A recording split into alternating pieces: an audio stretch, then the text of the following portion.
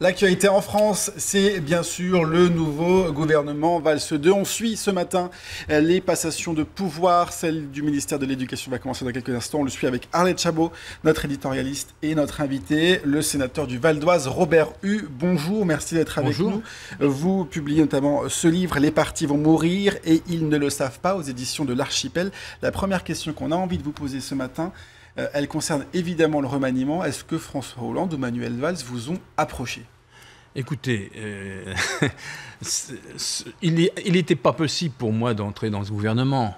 Et François Hollande, avec qui j'avais eu l'occasion de m'entretenir des choix politiques il y a déjà quelques temps, savait que ce n'était pas possible parce que, pour des raisons tout simplement d'honnêteté politique. Je ne suis pas d'accord, je soutiens la majorité.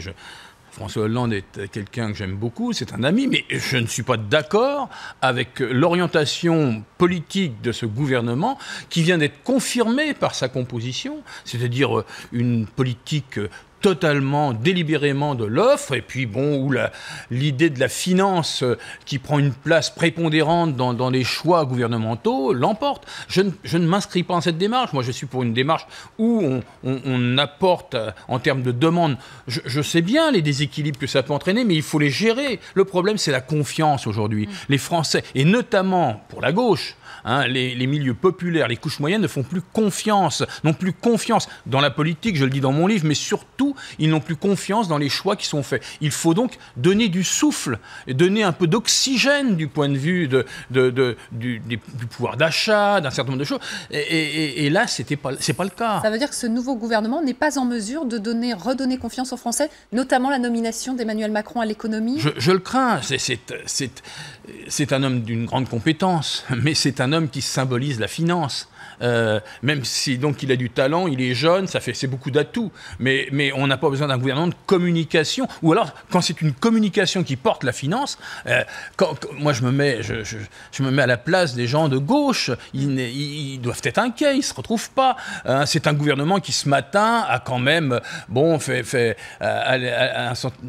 patronat lui fait des clins d'œil, il est assez satisfait. D'ailleurs, le patronat. Donc, mais ça marche comme ça, la communication. Vous êtes mieux placé que moi pour le savoir. Quand il y a d'un côté le patronat qui se réjouit, les salariés s'inquiètent un peu. Vous dites dans votre livre, il faut que les politiques s'imposent à l'économie et non l'inverse, sinon les politiques sont inutiles, impuissants et discrédités. C'est tout à fait de rigueur. Ah bien sûr, mais je pense vraiment que c'est un des aspects de la crise de la politique. C'est que si c'est l'économie qui domine tout, s'il faut mettre des gens à la finance, là, etc., pour apporter des réponses, à quoi servent les politiques ? Et l'intervention politique est quelque chose de majeur dans la démocratie. Ça s'est inversé au fil des années, ces 30 dernières années. Il faut redonner à la politique ses lettres de noblesse. Elle ne les a plus. On se plaint de l'abstention aux élections, mais ça sert à quoi d'aller voter pour des gens qui n'ont pas le pouvoir, visiblement, c'est l'économie qui dominerait. Non, il faut inverser cela. Arlette ? Oui, mais vous disiez confiance des Français. Mais là, il s'agit de revenir effectivement confiance aux entreprises pour qu'elles embauchent. Avec un chômage qui ne cesse de monter, une croissance qui ne revient pas, ben voilà, il faut envoyer des signes au patronat, non ? Oui, mais les signes au patronat, on ne peut pas être unilatéral. Il faut des signes, certainement, aux acteurs de l'économie, encore que à condition qu'on cible bien, parce que il faut apporter de l'aide à l'économie, aux entreprises, mais pourquoi faire ? On voit qu'une partie de l'aide du CICE, elle est passée dans des dividendes qui ont explosé. Ça veut dire qu'il faut donner de la confiance. Mais la confiance au patronat, elle n'a aucun intérêt s'il n'y a pas la confiance des milieux populaires, c'est-à-dire s'il n'y a pas un retour. Parce que si donner de la confiance au patronat, ça lui sert à s'enfermer dans une démarche où l'investissement ne serait pas prioritaire, en tous les cas a priori. Et en plus, il faut bien voir que c'est l'essentiel, c'est les grandes entreprises qui tirent profit de ces plans. Il faut penser aux petites et moyennes entreprises. Moi, je le dis, l'aide publique, il faut effectivement qu'elle puisse aller dans ce sens. Aujourd'hui, c'est ces petites entreprises, moyennes entreprises qui sont le nerf de la guerre dans un pays comme la France. En France, ça veut dire que pour vous, François Hollande et ce gouvernement sont en train de se tromper. Vous ne voyez pas, vous, des signes positifs, il n'y aura pas de résultats dans les prochains mois, voire les prochaines années? Vraiment, je veux la réussite de la gauche. Je veux la réussite de François Hollande, mais j'ai l'honnêteté de dire devant vous, devant nos téléspectateurs, que je ne crois pas que ce gouvernement, que les signes qui sont donnés, sa politique surtout, son nature à apporter les réponses. J'espère, je ne dis pas que tout est plié. Je vois bien, il y en a un certain nombre à gauche qui disent c'est plié. C'est fini, bon, mais je dis il faut donner des signes, il faut relancer des choses. Je ne désespère pas. Je suis quelqu'un de peut-être trop optimiste. Je ne désespère pas d'infléchir. Que vous êtes optimiste. Vous êtes sur la ligne Montebourg, vous ne désespérez pas d'infléchir, mais il s'est fait virer pour avoir dit ça quand même. Oui, mais il est évident que dans un gouvernement, il faut pas. Moi, je ne suis pas ministre, donc il est clair que je dois dire des choses en politique. Vous connaissez François Hollande depuis très longtemps. Vous le voyez, vous lui parlez, vous lui dites mais François, tu vas dans le mur. Qu'est-ce qui t'arrive? Tu es devenu social-libéral. Je t'ai connu socialiste. Oui, mais... Qu'est-ce qu'il vous répond? Il fait une démonstration qui tend à prouver qu'il n'est pas dans cette orientation, mais la réalité des faits, dès qu'on a quitté le bureau, la réalité des faits, elle est un peu différente. Je pense que je ne compare pas, je ne confonds pas la droite et la gauche. Pour moi, François Hollande, j'entends bien les commentaires ce matin, François Hollande, pour moi, est un homme de gauche. Et c'est un social-démocrate. Je ne suis pas surpris. Je ne suis pas social-démocrate.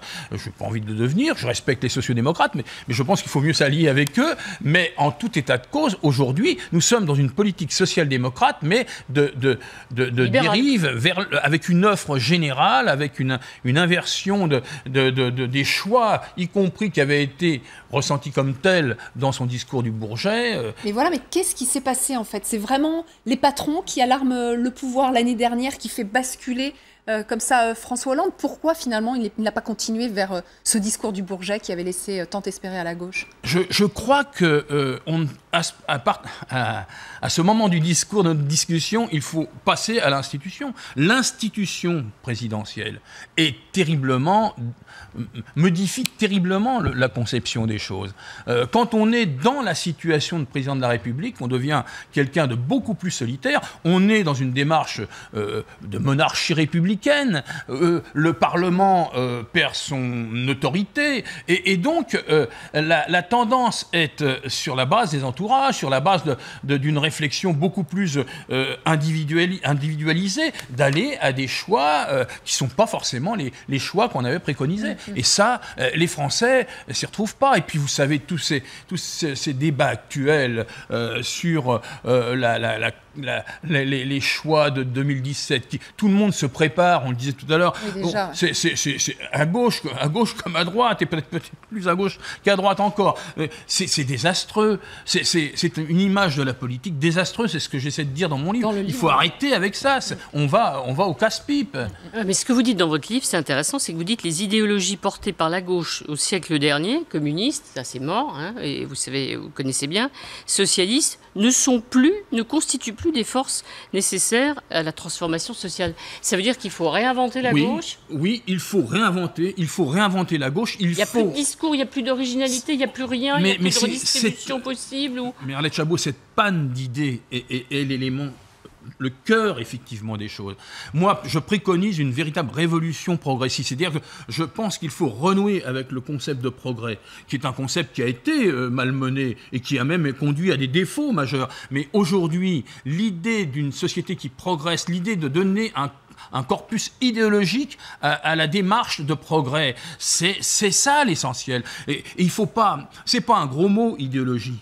C'est pas un gros mot, idéologie, en le ramenant non pas au dogme, mais à l'idée qu'il faut avoir des idées, qu'il faut du sens. Et puis il faut pas être dans le calendrier électoral en permanence. La société, le monde, la civilisation dans laquelle nous sommes, elle appelle un sens. Si aujourd'hui il n'y a plus de sens à l'idée d'être de gauche, qui pour moi doit être pérenne, eh bien on est dans une situation grave. Et la nature a horreur du vide. Et d'autres, dans ces conditions, devant le découragement populaire, eh bien, peuvent apparaître des alternatives folles. Vous pensez au Front National? Des monstres, comme disait Gramsci. Front National, Robert Ruy? Front National, quoi.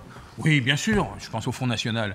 Vous dites pour mener l'alternative, pour aller vers ce progrès, il faut une alliance à gauche. On a bien l'impression qu'aujourd'hui, ça paraît impossible.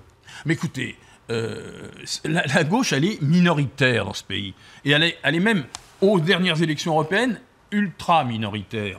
Disons les choses, et j'en suis profondément meurtri. Il faut donc ne pas aller à une sorte de jeu entre les gauches. C'est cela qui fait ma différence avec la gauche de la gauche à bien des égards, alors que j'ai dirigé le Parti communiste. Avec Mélenchon notamment. Oui, Mélenchon notamment. L'idée qu'il y ait une gauche qui puisse devenir alternative contre l'autre gauche, social-démocrate, je n'y crois pas. C'est une division. Il faut tenter un compromis citoyen, un compromis progressiste qui fasse que dans les différences, on puisse faire évoluer les choses, y compris François Hollande, et la sensibilité qu'il représente, qui n'est pas minoritaire, contrairement à ce qu'on pense dans le Parti socialiste. Donc voilà, il faut cette alliance, il faut ce compromis. Et le compromis, c'est pas le reniement. Le compromis, c'est laisser à chacun une liberté d'aller le plus loin possible. On a l'impression quand même aujourd'hui qu'on en est loin. Vous en parlez dans votre livre. Effectivement, il y a une défiance générale vis-à-vis de la classe politique aujourd'hui en France. Comment on peut éviter maintenant cette politique politicienne? On ne voit plus que ça. Je crois qu'il faut inventer, et c'est bien d'inventer en politique et dans la société, sinon on n'a pas de moteur. Il faut inventer un nouveau type de structuration politique. Je suis pour la politique, je crie vive la politique. Mon bouquin est un plaidoyer pour la politique, mais autrement, c'est-à-dire qu'il faut imaginer des structures de proximité, une démarche horizontale qui n'exclut pas naturellement. Vous faites ce parallèle entre le caractère irréformable contre lequel vous avez buté au Parti communiste, c'est-à-dire cette organisation pyramidale, et vous faites ce parallèle avec l'organisation générale de la classe politique. Complètement. Oui, tout vient d'en haut, pas assez de la base. Bien sûr, mais il faut inverser la pyramide. Tout vient d'en haut. Et en haut, en plus, c'est complètement pollué par le professionnalisme politique, par la consanguinité, par les écuries. Quand vous entrez dans un parti politique, moi, je suis rentré dans un parti politique dans une situation où on entrait presque en religion. on était d'accord sur tout. Aujourd'hui, quand vous entrez dans un parti politique, quel qu'il soit, c'est quelle écurie présidentielle? Regardez, que ce soit à droite ou à gauche, quelle écurie présidentielle? C'est-à-dire que je reviens à l'institution qui déstabilise en fait. Dans l'institution, il y a les élections, il y a le pouvoir d'État, et il y a ou territorial, et puis il y a les partis politiques. Les partis politiques ont eu une mission démocratique pendant un siècle et demi. D'éducation, vous le dites, oui, d'ascension sociale. C'est pour ça que je parle des gens comme moi, issus du monde ouvrier, qui peuvent accéder à des responsabilités d'État. C'est sale. Je ne tombe pas de l'ENA ou d'une direction de banque pour aller aux affaires. Donc, il y a effectivement quelque chose à complètement réinventer. Et oui, il y a une pyramide qui est là est terriblement destructrice pour la vie. Jacques Derrida, le grand philosophe, il y a quelques années, c'était dans les années 90, a écrit là-dessus en disant il reprenait Gramsci, ces partis sont en train de mourir, mais il faut que quelque chose d'autre naisse. C'était dans les années 90 ? Oui, dans les années 90. Donc mais ça on est fait dans une situation historique. 15 ans. Ouais. On n'est pas. Il a fallu un siècle et demi au parti politique pour arriver à les situations pyramidales extrêmes qu'ils connaissent aujourd'hui. Le renouveau de la résistance du militantisme politique, vous citez par exemple les printemps arabes, les indignés, Occupy Wall Street. Pour vous, tout ça, c'est ce qui va pouvoir redorer le blason, en tout cas, de l'engagement politique? Non, ça traduit un engagement. Mais je dis, ce qu'il manque justement, c'est la structuration politique au bout. Toutes ces grands mouvements importants, hein, je les ai rencontrés, c'est des mouvements qui butent ensuite sur le pouvoir politique, sur qu'est-ce qu'on fait. Voyez, parce que la protestation, l'indignation est essentielle naturellement, et heureusement qu'on s'indigne. Mais en même temps, si ça bute sur l'absence de démarche politique, de structuration politique, eh bien on ne va pas au pouvoir. Hein. Donc Podemos en Espagne est en train d'essayer de modifier cela, mais Et justement, comment vous avez vécu, avec toute votre expérience et votre rôle aussi d'observateur aujourd'hui, ce coup de théâtre de lundi avec cette démission du gouvernement Valls? Quel a été votre votre sentiment à ce moment-là? J'ai été chez vos confrères de France 3 dimanche soir à minuit, puisque j'étais l'invité, et j'ai... Vous sentiez les choses? Il va y avoir quelque chose. Je pense que quand on est dans la vie politique, acteur, comme je le suis, d'autres, qu'on mène bataille et qu'on dise il faut faire autrement, il faut des choix économiques très différents. Mais quand on est ministre du gouvernement, moi je ne suis pas pour la discipline militaire, mais il faut qu'il soit efficace, le gouvernement. Donc où on est d'accord... Et on met en œuvre, on n'est pas d'accord, et il faut... Parce que dans ce gouvernement, vous auriez été à la place, en fait, d'Arnaud Montebourg ou de Benoît Hamon, critique sur cette politique-là. Vous seriez parti? Ah, mais moi, je n'y sais pas. Il n'est même pas entré, oui. Arlette Chabot, c'est pour ça que j'avais pas envie d'entrer dans ce... Mais le drame, c'est que vous n'êtes pas le seul, c'est que le couple exécutif hier a essuyé un nombre incalculable de refus. C'est quand même un très très mauvais signe, ça. Oui, écoutez, c'est une réalité. C'est une réalité, c'est qu'aujourd'hui, il y a des choix politiques pour une partie, effectivement, des hommes et des femmes qui composent la gauche diverse, qui ne se retrouvent pas dans le gouvernement et ils savaient que s'ils entraient dans le gouvernement, en dehors de ceux qui piétinaient d'impatience d'y entrer, ils savaient qu'il fallait être d'accord avec une ligne politique. Moi, ma fidélité à la démarche que j'ai pu avoir de soutien dès les primaires à François Hollande me conduit pas à être aveugle. Il faut être lucide. Mais les députés socialistes peuvent voter contre le gouvernement, peuvent prendre le risque de mettre le gouvernement en minorité, de ne pas voter son texte, le budget. Il pourrait le faire, mais je crois qu'on est dans l'inégalité de pouvoir entre le président de la République et le Parlement. Si jamais il ne vote pas le budget, on va à une dissolution. Et ils en sont conscients. Vous voyez un peu l'hécatombe à gauche. Donc ça doit faire réfléchir un certain nombre de députés. Ce qui mutile quand même une partie de la pensée. Moi, je ne suis pas dans une démarche de gauchiste par rapport à François Hollande. En même temps, il faut que s'exprime des choix, des différences. La gauche, elle a toujours construit sa force sur, effectivement, les différences, le débat. Que le débat ait lieu en interne dans le gouvernement, moi, je suis clair là-dessus, il ne peut pas s'exprimer dans une cacophonie. Les gens ont tellement marre, de toute façon, de la politique politicienne, ils se disent, ça y est, ils se battent entre eux. Bon, ça, c'est détestable. Ça ouvre des boulevards à ceux qui disent, voyez-vous, c'est tous les mêmes, ils sont tous pourris. Non, c'est pas... Non, je crois que ça... Mais par contre, qu'il y ait un débat dans la majorité, entre forces différentes. La force de la gauche, ce devrait être sa diversité. Parce qu'elle est déjà minoritaire, je le disais tout à l'heure, dans l'électorat, les Français ne votent pas majoritairement à gauche. Donc comment aller à une démarche majoritaire. C'est ça l'idée à la fin de mon livre, du compromis. Je pense que le compromis n'est pas le reniement. Le compromis, c'est effectivement prendre en compte la diversité pour construire quelque chose. Ce que n'a pas réussi François Hollande, finalement, en tant que président de la République. Ce que faisait Jospin, par exemple. Il avait réussi, Jospin. Jospin avait réussi jusqu'au moment où la fascination de la présidence de la République l'a conduit à inverser le calendrier. Ouais.